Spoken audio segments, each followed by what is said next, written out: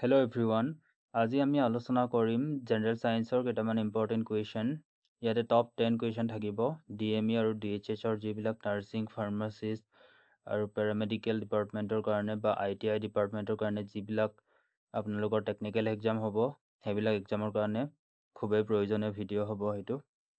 আৰু ইয়াতে টপ 10 আপোনালোকৰ বায়'লজি ৰিলেটেড কুৱেশ্যন ডিছকাছ কৰা হ'ব। কুৱেশ্যনবিলাকৰ লগতে মই আপোনালোকক কিছুমান এক্সট্ৰা এডিশ্যনেল নলেজো দিব ট্ৰাই কৰিম যদি পাৰোঁ, আৰু আপোনালোকক সকলোবিলাক কনচেপ্ট ক্লিয়াৰ কৰাই দিব ট্ৰাই কৰিম। তো আপোনালোকে ভিডিঅ'টো চাই থাকক। তো ষ্টাৰ্ট কৰোঁ। কুৱেশ্যন নম্বৰ 1ত দিয়া আছে, which cell disorder in our body is responsible for colour blindness. Colour ব্লাইণ্ডনেছটো কিহৰ কাৰণে হয়, কোনটো ডিছঅৰ্ডাৰৰ কাৰণে আপোনালোকৰ কালাৰ ব্লাইণ্ডনেছ হ'ব পাৰে। তো আপোনালোকে ফাৰ্ষ্টতে বুজি লওক, আমাৰ চকুত দুটা চেল থাকে। এটাক কোৱা হয় ৰড বুলি কোৱা হয়, ৰড, আৰু আনটোক কোৱা হয় কোনছ। যোনটো ৰড চেল সেইটো এটা ফটো ৰিচেপ্টৰ হয়, কোনছো এটা ফটো ৰিচেপ্টৰ হয়। তো ৰডছৰ কাৰণে আমি দিনৰ ভাগত আৰু ৰাতিৰ ভাগত ডিম লাইট সেইবিলাকতে আমি চাব পাৰোঁ, আৰু যোনটো কোনছৰ কাৰণে আমি পাৰ্টিকুলাৰ কালাৰ এটা আমি ধৰিব পাৰোঁ, সেইটো সেউজীয়া, বেঙুনীয়া, নীলা তেনেকৈ আমি ধৰিব পাৰোঁ। কোনছ ৰিচেপ্টাৰটোৰ কাৰণে আমি কালাৰটো আমি ডিষ্টিংগুইছ কৰিব পাৰোঁ। তো এতিয়া ইয়াতে কৈছে কালাৰ ব্লাইণ্ডনেছ বুলি। তো কালাৰ ব্লাইণ্ডনেছ ডিছঅৰ্ডাৰটো কিহৰ কাৰণে হ'ব, কিহৰ ডিছঅৰ্ডাৰৰ কাৰণে হ'ব কালাৰ ব্লাইণ্ডনেছ? তো সেইটো আপোনালোকে গম পাইছে অলৰেডি। কোনছটো যদি এফেক্টেড হয় তেতিয়া কালাৰ ব্লাইণ্ড হৈ যায় পেচেণ্ট এটা। তো যিবিলাক কালাৰ ব্লাইণ্ড থাকে ন, আপোনালোকে মেডিকেল টেষ্ট সেইবিলাক পুলিচ আৰ্মি সেইবিলাকতো দিছে অলৰেডি। তো মেডিকেল টেষ্টত কিছুমান কালাৰ ব্লাইণ্ডনেছ টেষ্ট কৰোৱা হয়। তো কালাৰ ব্লাইণ্ডনেছ মানে হ'ল আপোনালোকৰ পাৰ্টিকুলাৰ কালাৰটো ধৰিব নোৱাৰে। তো সেইটোকে কালাৰ ব্লাইণ্ডনেছ বুলি কোৱা হয়। আৰু সেইটো কিহৰ কাৰণে হয় কালাৰ ব্লাইণ্ডনেছটো আপোনালোকৰ কোনছ চেলত আপোনালোকৰ প্ৰব্লেম থকাৰ বাবে কালাৰ ব্লাইণ্ডনেছ হ'ব পাৰে। Question number 2, the part of brain which control emotional reaction in our body. আমাৰ বডিৰ ইম'চনেল ৰিয়েকশ্যন কণ্ট্ৰল কৰা পাৰ্টটো কোনটো হয়? আমাৰ বডিৰ যোনটো আমি ইম'চনেল ষ্টেটত থাকোঁ কেতিয়াবা ন, সেইটো কোনে কণ্ট্ৰল কৰে? সেইটো আমাৰ বডিৰ hypothalamus. Option number A is the right answer. হাইপ'থেলামাছে কণ্ট্ৰল কৰে। আপোনালোকৰ হাইপ'থেলামাছে আৰু কি কণ্ট্ৰল কৰে? হাইপ'থেলামাছ হাংগাৰ, আমাৰ যে ভোক লাগে, আমাৰ ভোক লগা প্ৰচেছটো হাইপ'থেলামাছে কণ্ট্ৰল কৰে। আৰু আমাৰ যোনটো থাৰ্মো ৰেগুলেটিং চেণ্টাৰ সেইটো আমাৰ হাইপ'থেলামাছে হয়। যোনটো থাৰ্মো ৰেগুলেটিং চেণ্টাৰ সেইটো আমাৰ হাইপ'থেলামাছে হয়। অৰ্থাৎ আমাৰ বডিৰ যোনটো উষ্ণতাটো আমাৰ হাইপ'থেলামাছে নিয়ন্ত্ৰণ কৰে, আৰু হাংগাৰ সেইটো আমাৰ যোনটো হাইপ'থেলামাছে নিয়ন্ত্ৰণ কৰে। আৰু ইয়াৰ উপৰিও আৰু কিছুমান থাকে, যেনে আপোনালোকৰ ডিজায়াৰ আৰু আপোনালোকৰ ছেটিছফেকশ্যন সেইবিলাকো হাইপ'থেলামাছে নিয়ন্ত্ৰণ কৰে। কুৱেশ্যন নম্বৰ 3 দিয়া আছে, বাইল ইজ ষ্ট'ৰ্ড ইন দ্য, বাইল ক'ত ষ্ট'ৰ হৈ থাকে? ফাৰ্ষ্টতে আমি জানিব লাগিব বাইল মানেনো কি। আমাৰতো বডিত লিভাৰ আছে, সেইটো আপোনালোকে গম পায় অলৰেডি। তো আমাৰ লিভাৰৰ পৰা এটা জুচ ছেক্ৰেট হয়, তাকে বাইল বুলি কোৱা হয়। বাইল, এই বাইলটোৱে কি কৰে? এই বাইল জুচটোৱে আমাক খাদ্য হজম হোৱাত সহায় কৰে, অৰ্থাৎ ডাইজেশ্যনত গুৰুত্বপূৰ্ণ ভূমিকা পালন কৰে বাইল জুচে। এই বাইলটো লাষ্টত আমাৰ ক'ত ষ্ট'ৰ্ড হয়গৈ? আপোনালোকৰ গল ব্লাডাৰত বাইল ষ্ট'ৰ হয়। কুৱেশ্যন নম্বৰ 4 দিয়া আছে, which of the following is not a gland. তলৰ কোনটো গ্লেণ্ড নহয় বুলি ইয়াতে সোধা হৈছে। গ্লেণ্ড মানে হ'ল গ্ৰন্থি। আমাৰ বডিত সৰ্বমুঠ 2 প্ৰকাৰৰ গ্লেণ্ড থাকে। এটা হ'ল এক্স'ক্ৰাইন গ্লেণ্ড, এক্স'ক্ৰাইনটো বুলি লিখিছোঁ, আৰু এণ্ড'ক্ৰাইন গ্লেণ্ড, ইয়াকে আমি এণ্ড' বুলি লিখিছোঁ। Endocrine gland. এক্স'ক্ৰাইন গ্লেণ্ডটো আপোনালোকৰ কি হয়? আপোনালোকৰ যে ঘাম ওলায় আৰু আপোনালোকৰ বিভিন্ন ধৰণৰ বাহিৰত লিকুইড টাইপৰ বা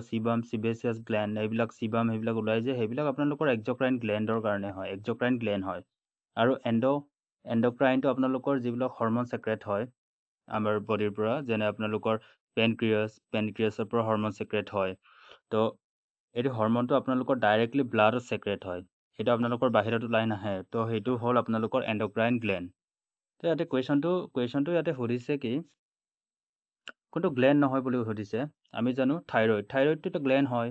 আৰু পেনক্ৰিয়াছটো এটা গ্লেণ্ড হয় এতিয়া মই ক'লোঁ পেনক্ৰিয়াছৰ পৰা হৰমন ছেক্ৰেট হয় কেনেকুৱা ধৰণৰ হৰমন ছেক্ৰেট হয় পেনক্ৰিয়াছৰ পৰা আপোনালোকৰ যোনটো হৰমন থাকে ইনচুলিন হৰমনটো ছেক্ৰেট হয় আৰু ইনচুলিন হৰমনটো কিহৰ কাৰণে প্ৰয়োজন হয় আপোনালোকৰ ইনচুলিন হৰমনটো কিহৰ কাৰণে লাগে ইনচুলিন হৰমনটো ডায়েবেটিছ মেলাইটাছ ট্ৰিটমেণ্টৰ কাৰণে প্ৰয়োজন হয় ডায়েবেটিছ মেলাইটাছ পেচেণ্টবিলাকৰ যোনটো পেনক্ৰিয়াছৰ পৰা ইনচুলিনৰ যোনটো ক্ষৰণ হয় ইনচুলিন ছেক্ৰেট হয় সেইটো পৰিমাণটো বহুত কমি যায় আৰু আপোনালোকৰ যোনটো পিটুইটাৰী গ্লেণ্ডটো আপোনালোকৰ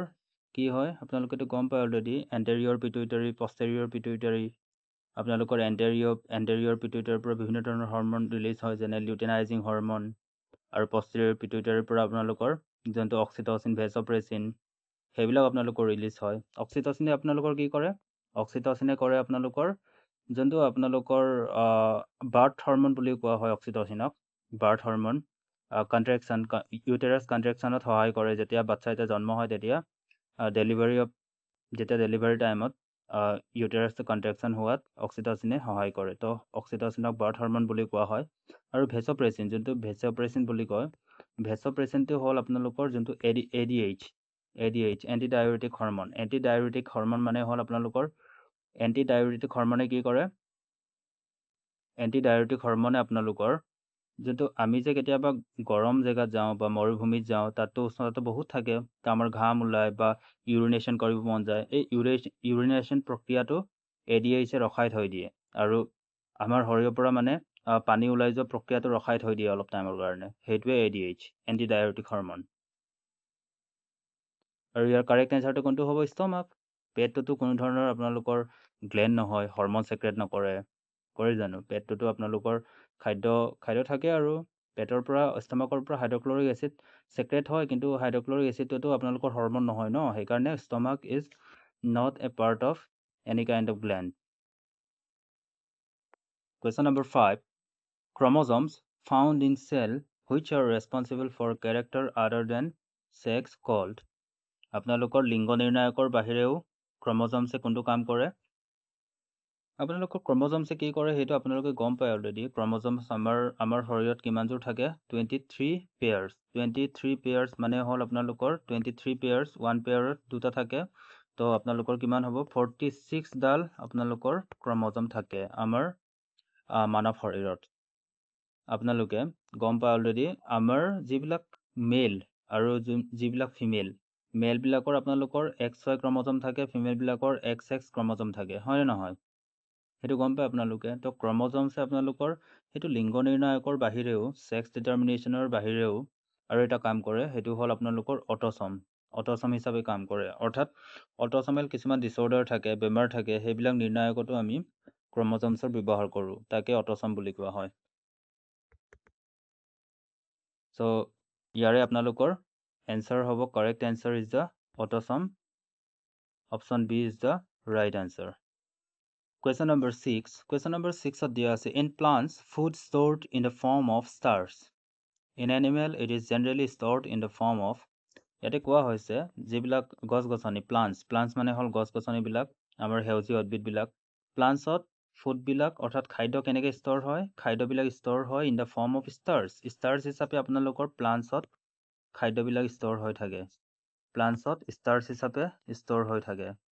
এতিয়া ইয়াতে সোধা হৈছে আমাৰ এনিমেলত অৰ্থাৎ আমাৰ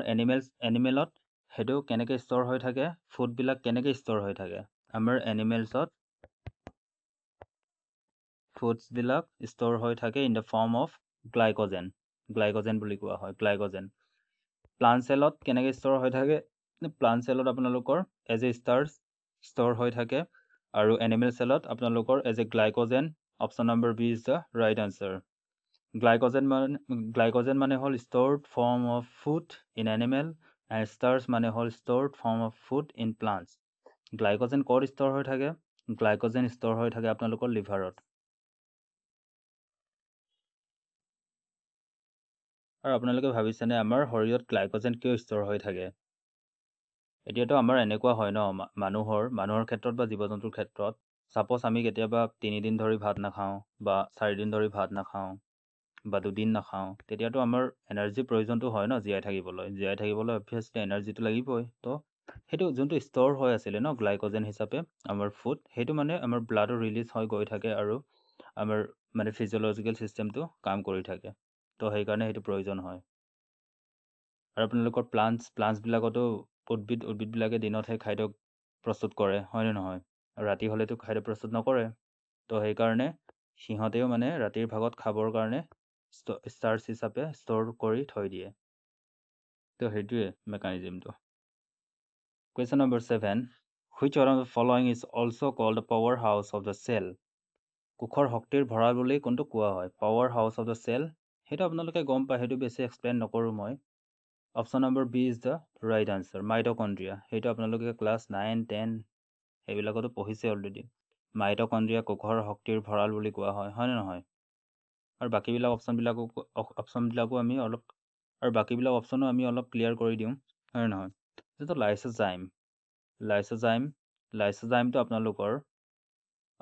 লাইচোজাইমটো আপোনালোকক কি বুলি কোৱা হয় কোষৰ আত্মঘাতীৰ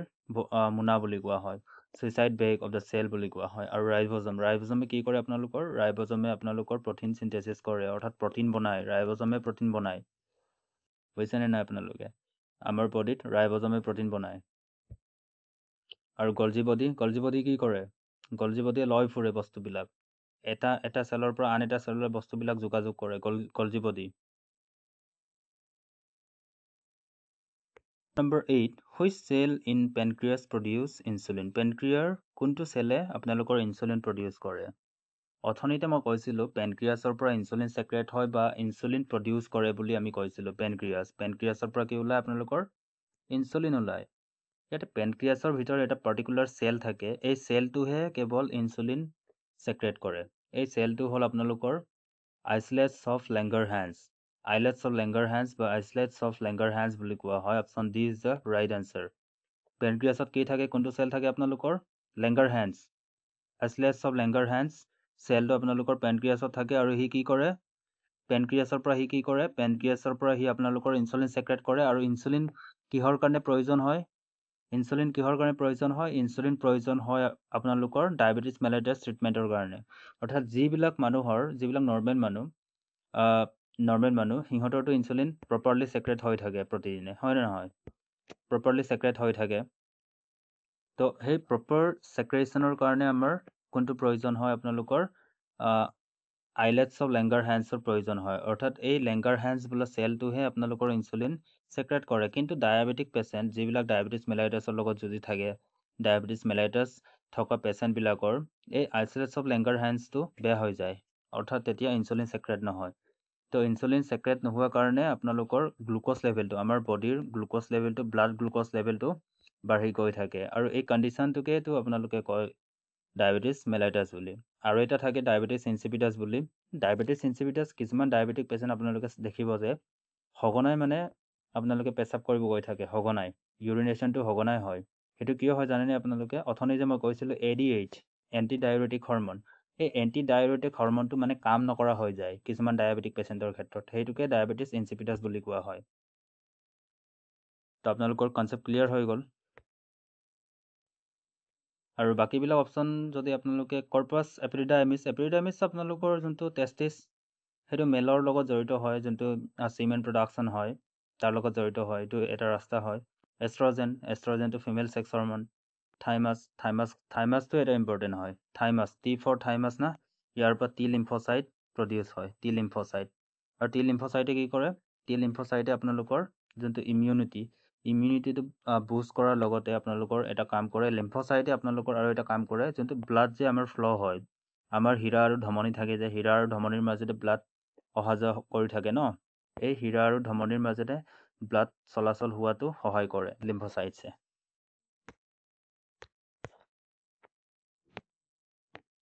Question number 10 which is the most strongest bones of our body strongest bone কোনটো হয় আমাৰ বডিৰ strongest bones অৰ্থাৎ হাৰ্ডি বনছ মানে হ'ল হাৰ্ডি আপোনালোকৰ আটাইতকৈ যোনটো ষ্ট্ৰংগেষ্ট হাৰ্ডি সেইটো কোনটো হয় ইয়াতে দিয়া আছে হিউমেৰাছটো আপোনালোকৰ যোনটো সেইটো আমাৰ হাতত থাকে দেই হিউমেৰাছটো আৰু ইয়াতে ফিমাৰ কৈছে ফিমাৰ আৰু নেক্সট অপশ্যনটো আপোনালোকৰ কি দিয়া আছে নেক্সট অপশ্যনটো ক্লেভিকেল বুলি দিয়া আছে আৰু জাইগমেটিক বুলি দিয়া আছে ইয়াতে আপোনালোকে মনত ৰাখিব এই যোনটো অপশ্যন নম্বৰ পিত দিয়া আছে ফিমাৰ ইয়াকে থাই বন বুলিও কোৱা হয় থাই আমাৰ ঠাইটোত যে আমাৰ থাই এৰিয়াটোক ফিমাৰ বুলি কোৱা হয় থাই বন এই থাই বনটোৱে আমাৰ বডিৰ ষ্ট্ৰংগেষ্ট বন হয় সেইটো আপোনালোকে মনত ৰাখিব চিম্পলি মনত ৰাখিলে হ'ল ফিমাৰ থাই বন ইজ দ্য ষ্ট্ৰংগেষ্ট বন অফ আৱাৰ বডি এনেকৈ মনত ৰাখিলেই হ'ল হয়নে নহয় আৰু বাকীবিলাক অপশ্যনে যদি আমি চাব যাওঁ জাইগমেটিকটো আপোনালোকৰ ফেচিয়েল বন হয় আমাৰ ফেচিয়েল বন আৰু ক্লেভিকেলটো আপোনালোকৰ যোনটো কঁকাল ছাইডত থাকে হিউমেৰাছটো আপোনালোকৰ হাতত তো এয়া আছিল আজিৰ top 10 general science question related to biology তো আপোনালোকে যদি ভিডিঅ'টো ভাল পালে দেন ভিডিঅ'টো লাইক কমেণ্ট এটা কৰি দিব আৰু আপোনালোকৰ যদি কিবা ডাউট থাকে সুধিব মই বুজাব ট্ৰাই কৰিম আৰু নেক্সট ছেশ্যন আকৌ আনিব ট্ৰাই কৰিম আপোনালোকে যদি ভিডিঅ'টো ভাল পায় চ' থেংক ইউ